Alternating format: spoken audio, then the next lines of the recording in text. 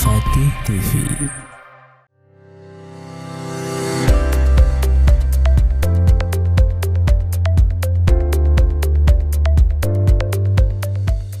Assalamualaikum warahmatullahi wabarakatuh. Kembali lagi di Al-Fatih TV, program Keluarga Sakinah. Masih bersama dengan Ustadz Abu Sifah Ustadz Salman ya. Assalamualaikum Ustadz. Waalaikumsalam warahmatullahi wabarakatuh. Masya Allah, Alhamdulillah. Hari ini suasananya Ramadan Ustadz. Awal Ramadan luar biasa nih. Alhamdulillah. Iya. Masih puasa? Masih kuat. Masih kuat. Dan ini walaupun kita syutingnya siang-siang ya, kita tetap harus semangat. Karena kalau tidak, ngantuk terus orang. Nah, bicara soal Ramadan, Ustaz, ada hal yang menarik yang mau saya bahas nih. Iya. Di tema kita. Itu tentang sukses dan keluarga. Iya. Bagaimana itu mencapai sukses di bulan Ramadan dan bersama keluarga.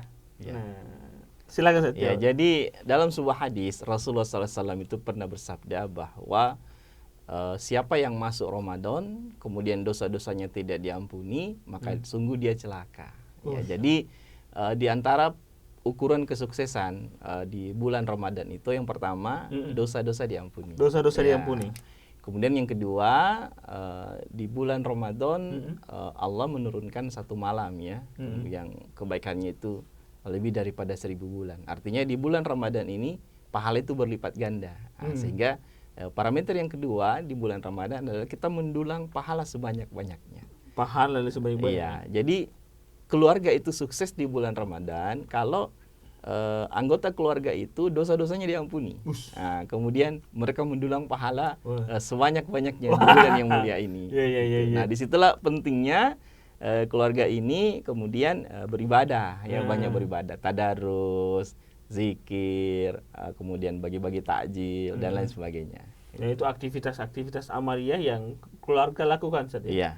Nah, bisa kadang-kadang di masyarakat kita identik saat ya, identik dengan euforia. Iya. Apalagi di awal dan akhir Ramadan. Nah, saya lihat di Ramadan tahun ini ya, baru saya amati di awal Ramadan baju mina beli. Ini belum di akhir Ramadan ini. Ya, akhirnya kan ya ada baiknya juga, dan itu bagaimana kita melihat fenomena seperti ini Ustaz? Iya. Dia mempersiapkan diri, mungkin nak menyambut serangka baiknya ya. Nah, tapi memang harus seperti itu kah? Memang ada kegembiraan sebenarnya di dalam hati umat Islam ya, termasuk di keluarga, bahwa ketika masuk Ramadan itu mereka mempersiapkan segala sesuatu yang terbaik, ya, di antaranya pakaian untuk beribadah ya. Betul. Baik itu mukena, songkok, gamis, sejadah, parfumnya untuk dipakai ibadah, dipakai sholat wajib, dipakai untuk sholat tarawih. Nah, ada juga yang belum masuk puasa Ramadan sudah mempersiapkan kue apa untuk lebaran. Jadi belum puasa sudah mau lebaran. Ya, itu karena gembira ya, begitu gembira. Jadi sebenarnya itu adalah sebenarnya lebih daripada ungkapan kebahagiaan saja, ya, ungkapan kebahagiaan. Tetapi harusnya yang lebih difokuskan bukan pada hal-hal seperti itu. Jadi keluarga lebih pada mempersiapkan bagaimana mengisi Ramadan itu dengan ibadah. Itu. Jadi misalnya udah mau masuk Ramadan ini, ya diceklah bacaan satu persatu kan. Betul. Orang tua cek bacaan anaknya, bagaimana cara ngajinya, kemudian hafalannya, doa-doanya. Suami juga mengecek hafalannya, karena sholat sunnah yang terbaik itu kan di rumah. Ya, sebaiknya sholat tarawih itu di rumah, ya bersama keluarga, suami yang jadi imam. Nah, cuma kan yang ini jarang dilakukan karena tidak semua kepala keluarga hafalannya banyak. Tidak cukup untuk 11 rakaat. Ya, sehingga ya di masjid. Nah, jadi memang sebenarnya di bulan Ramadan itu yang disiapkan adalah bagaimana mempersiapkan diri untuk melakukan ibadah. Jadi kebersamaan itu harus kolektivitasnya terus intens tadi ya. Iya. Yang tadi kita bilang mengaji bersama, terus kalau bisa ada rezekinya beli baju juga. Seragam. Ya, seragam. Jadi akhirnya kebahagiaan itu lengkap di bulan Ramadan ini. Kan memang di bulan Ramadan itu ada momen-momen di mana keluarga itu bersama ya. Misalnya sahur bareng ya. Kemudian buka puasa. Ya, kemudian kadang juga bareng-bareng ke masjid untuk sholat tarawih. Nah, di sini memang yang muncul di dalam keluarga itu adalah suasana spiritual, ya suasana ibadah. Nah, ini tentu suasana yang harus dijaga, ya dipertahankan. Ya, sambil tentu ya tadi diisi dengan aktivitas-aktivitas ibadah yang memang bisa memperbanyak pahala di bulan yang mulia ini. Lalu Ustaz, apa hal yang harus dihindari? Yang aktivitas itu yang masuk di dalam kategori bisa terancam sia-sia, Ustaz. Ya. Yang bagi keluarga itu jangan dilakukan.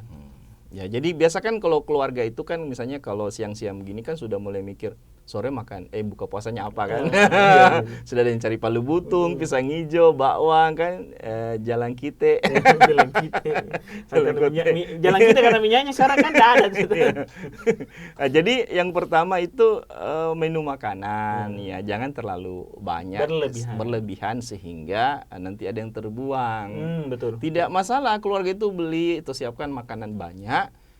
Kemudian dibagi-bagi ke tetangga atau ke orang yang membutuhkan. Ya karena kan ada jaminan dari Nabi memberi makan orang yang sedang berpuasa itu dapat tambahan pahala puasa.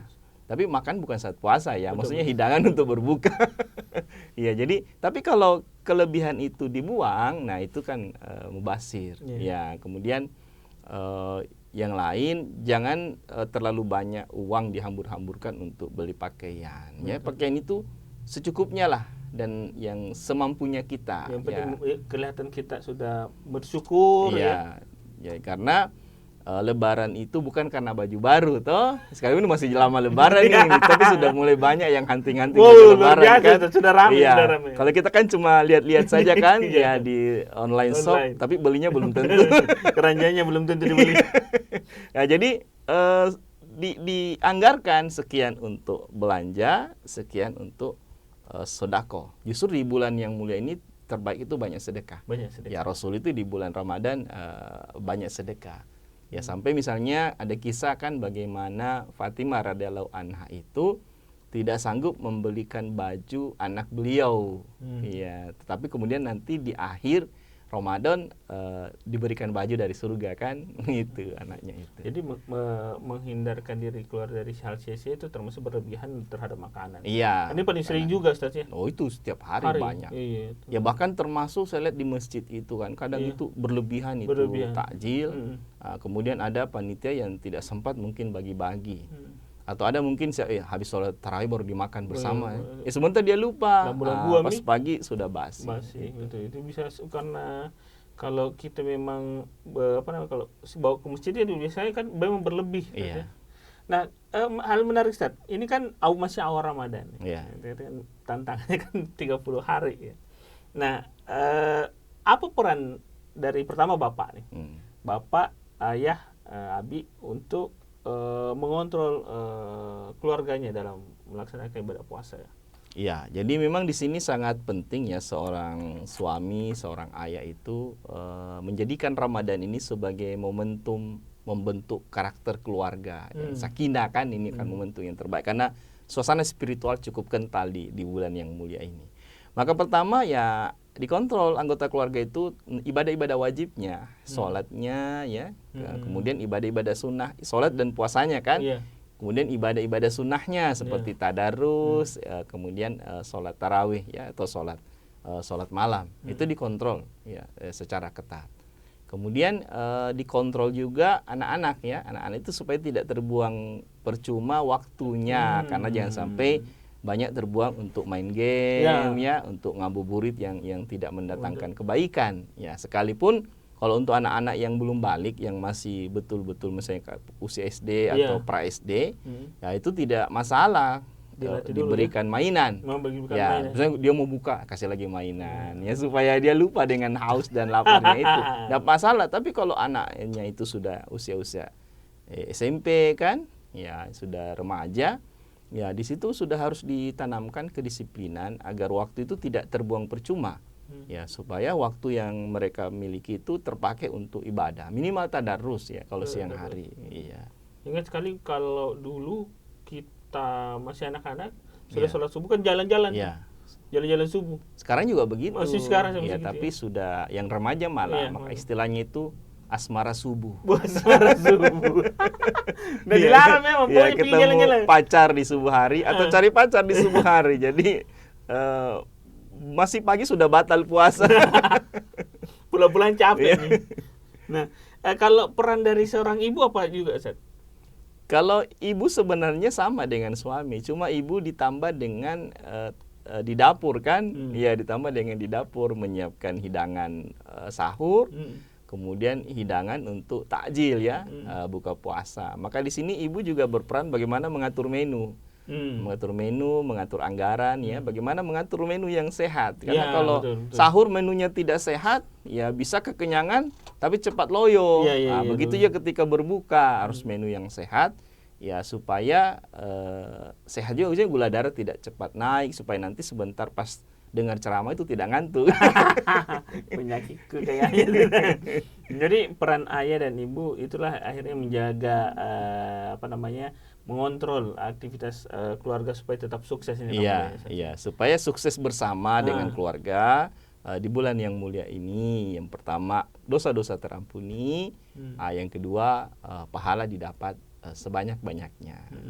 Nah, kalau dia sebagai keluarga besar, Ustaz, apakah perlu memang perencanaan dari awal sebelum Ramadan dan aktivitasnya akan lebih mudah? Karena kan sudah masuk misa nih, dan ada orang belum sempat bikin sama perencanaan. Pokoknya ada panggilan buka puasa bersama, hantam. Kalau memang satu keluarga itu tinggal bareng ya dalam satu rumah, memang sebaiknya direncanakan ya. Tapi perencanaannya itu kan ke ibadah ya, perencanaan ke ibadah. Misalnya ayah target tadarusnya satu hari berapa juz, nah, ibu juga, anak-anak yang sudah balik. Nah, kemudian anak-anak yang belum balik tapi sudah lancar baca, dibuatkan target-target tadarus. Siapa yang 2 juz, siapa yang 1 juz, siapa yang setengah juz, kan seperti itu. Di situ bisa masuk janji-janji, kasih hadiah segala macam. Bisa di situ. Kalau sekarang kan dunia pendidikan memberikan buku kontrol ibadah untuk anak-anak kan. Nah, kalau orang tua tidak bisa membuat, minimal orang tua itu mengontrol buku itu, mengontrol. Tapi sebaiknya orang tua juga atau keluarga juga punya program tersendiri yang sejalan lah dengan program dari sekolah supaya tidak terlalu terbebani anak-anak kan. Ya, jadi punya program tersendiri karena setiap keluarga itu kan punya anggota keluarga yang berbeda-beda. Ada anggota keluarga sudah penghafal semua, jadi sudah tidak perlu direncanakan tentang itu. Tapi kan ada yang anggota keluarga yang bukan penghafal kan. Ada yang juga mungkin bacaan Qurannya masih terbata-bata, ada yang belum bisa baca Quran ya. Kemudian anak-anak juga dibiasakan untuk sedekah di bulan Ramadan. Itu berbagi, apakah berbagi takjil atau memang memasukkan sumbangan nanti ke kota infak di masjid. Itu. Jadi sebaiknya buat perencanaan tadi. Iya. Jadi tapi lebih menariknya bahwa ketika keluarga kita memang paham agama akan lebih mudah ya. Beda kalau keluarga kita masih baru, berarti harusnya belajarnya sama-sama gitu. Bapak, ibu, anak itu di situ semua belajar. Walaupun misalnya anaknya ikro, bapaknya juga ikro, ya nggak masalah gitu. Iya, sama-sama ikro. Sama-sama ikro, yang penting belajar kan suasananya. Bisa mendatangkan guru kalau ada kelebihan ya rezeki, atau bisa datang ke masjid itu. Kalau tidak bisa ya minimal tadi suasana itu, menghidupkan suasana di rumah ya, suasana ibadah di rumah. Itu. Nah, tapi menarik Ustaz, mungkin bisa ditegaskan atau diberikan perhatian khusus di mana keluarga yang abai. Kan ada juga itu orang tua, bapak lah misalnya, bapaknya tidak sembahyang, puasa ji, tidak pas sembahyang, dan bisa juga ibunya juga. Jadi akhirnya suasana itu tidak terbangun. Apa hal yang perlu kita sarankan dan masukan? Memang tidak semua kepala keluarga dan termasuk ibu itu yang punya pemahaman agama ya, yang standar atau sama. Nah, bagi mereka tentu ini butuh edukasi yang panjang ya, butuh edukasi ya, yang panjang. Ada juga yang tidak sempat memikirkan ibadah karena mereka memikirkan apa yang dimakan saat sahur, apa yang dimakan saat berbuka puasa. Ada juga. Jadi ada banyak persoalan di setiap keluarga itu ya, sehingga ada yang tidak mampu untuk membuat perencanaan atau tidak bisa bersama-sama untuk beribadah di bulan Ramadan. Tapi bagi orang tua, bagi kepala keluarga dan ibu yang pemahaman agamanya terbatas, ya tentu minimal kalau ada kesadaran ya, ada niat, itu kan bisa belajar sebenarnya ke masjid, ke majelis taklim, ya kan masjid dekat rumah itu nggak sudah usah ada. gengsi Ya. tadi. Iya, karena kalau gengsi nanti yang jadi korban juga anak. Artinya orang tua yang tidak punya pemahaman agama, Betul. itu tidak bisa mendidik anaknya dengan baik. Ya, sekalipun ada keinginan ke sana. Kemudian yang kedua, tidak bisa memberikan tauladan yang baik, sehingga anak itu nanti kehilangan arah siapa yang akan dijadikan tauladan ya di dalam kehidupannya. Itu. Jadi ada juga orang tua dia tidak pergi masjid, anaknya suruh pergi masjid. Ya, itu berarti orang tua itu ingin anaknya itu ada keinginan, ada keinginan, ya, tapi ada hambatan pada orang tua. Iya, Apakah hambatan waktu atau hambatan psikis? Kan ada juga hambatan psikis. Ayo ke masjid, malu-malu ke Iya, masjid. betul. Ya, ada seperti itu hambatan psikis. Karena selama ini dia merasa dirinya itu jauh dari masjid. Ya, jadi dia sudah mengkelompokkan perasaannya dalam golongan orang-orang yang tidak dekat dengan masjid. Sehingga ketika diajak ke masjid, jangan misalnya dia malu-malu Kak.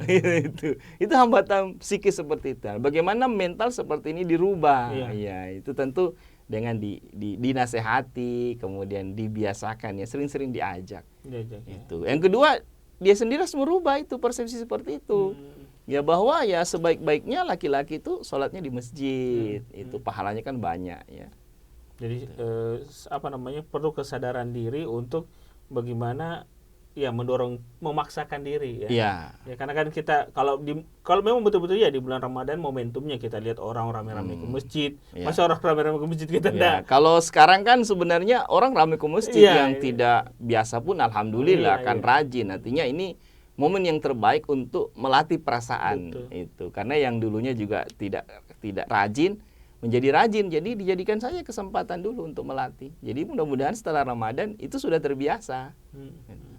Jadi kalau kita ambil kesimpulan dari bulan momen Ramadan ini, khususnya itu bisa diraih dari pahala banyak ini dapat. Semua aktivitas itu harus terplanning ya Ustaz. Terplanning mulai dari sedekahnya, puasanya, tadarusnya, ngajinya, kebersamaan itu memang ada. Karena mahal sekali itu bertemu. Ya betul. Karena saya pun pribadi merasakan sekarang ya, karena orang tua, mertua sekarang sakit di rumah sakit, akhirnya kita tidak bisa berkumpul seperti berkumpul itu. Dengan keluarga itu adalah momen yang sangat mahal kalau kita di kehidupan sekarang, apalagi di perkotaan ya. Jadi Ramadan ini mempertemukan kita di meja yang sama kan, atau minimal di lantai yang sama, di tikar yang sama. Jadi ya memang ketika ada momentum di Ramadan ini itu betul-betul harus dimaksimalkan. Jangan pernah abaikan itu, bahwa itu satu kesyukuran nikmat Allah, itu masih bisa berkumpul sama orang tua, ada segala macam. Lalu terakhir, dosa-dosa diampuni. Ya, dosa-dosa diampuni itu dengan pertama saum. Man shoma Ramadana imanan wa ihtisaban ghufira lahu ma taqaddama min dzambi. Kata Rasul, siapa yang puasa karena mengharap ridho Allah, maka Allah ampuni seluruh dosa-dosanya yang telah lalu. Yang kedua, qiyamul lail. Man qoma Ramadana imanan wa ihtisaban ghufira lahu ma taqaddama min dzambi. Siapa yang qiyamul lail, salat malam karena mengharap ridho Allah, ya, itu juga Allah ampuni dosa-dosanya. Ya, jadi dua ini sudah cukup untuk terhapusnya dosa-dosa. Belum lagi ditambah dengan sedekah, tadarus, kan setiap kebaikan itu menggugurkan dosa. Tapi dengan dua ini itu sudah cukup. Shaum di siang hari dan qiyamul lail di malam hari. Qiyamul lail itu termasuk tarawih. Qiyamul lail itu sholat tarawih, sholat witir, dan sholat tahajud. Itu. Jadi kalau misalnya tiap malam sholat tarawih, itu sudah qiyamul lail. Bisa juga ditambah witir. Kalau di masjid kan pasti ditambah witir. Bisa malam hari kalau sempat cepat bangun, ya bisa sholat tahajud beberapa rakaat. Nah, ini terakhir sebelum juga kesimpulan, ada lagi terakhirnya. Nah, kira-kira bagaimana tanda-tanda kalau dosa kita itu diampuni Allah di bulan Ramadan ini? Nah, ini supaya saya dapat kisi-kisi nih. Tanda dosa diampuni sebenarnya tidak ada ya, secara zahir itu tidak ada tanda dosa diampuni. Tapi setidaknya terjadi perubahan perilaku pada seseorang. Iya, perubahan sikap. Ya, karena kan orang yang Allah bersihkan dosanya tentu bersih juga hatinya, ya tenang hatinya kan. jiwa itu tidak tenang karena dosa. Hmm. Ya, jadi kalau dosa diampuni, salah jiwa kita tenang. Jiwa kita tenang, maka itu berefek ke perilaku kita yang lebih tenang, lebih berwibawa, lebih karismatik, kan? Ya, lebih tenang menghadapi hidup ini. Gitu. Itu semua tanda-tanda bahwa Allah ridho dengan apa Iya, yang kita lakukan. dan kita semakin dekat dengan kebaikan. Gitu. Tidak, istilahnya nada apa ki jiwa penuh berkah dari Allah. Ya. Gitu, Ustaz, ya. Jadi selalu berpikir bagaimana nih tanda-tanda dosa diampuni. Kan tidak ditanda kasih lihat ki dihapus mimpin dosa. Ternyata seperti itu. Nah, lalu Ustaz, terakhir apa hikmah dan pesan kita supaya betul-betul Ramadan kita ini sukses? Ya, jadi mari ya kepada orang tua, ayah, ibu itu betul-betul menjadikan Ramadan ini sebagai momentum untuk membentuk keluarga yang sakinah, mawaddah, warahmah.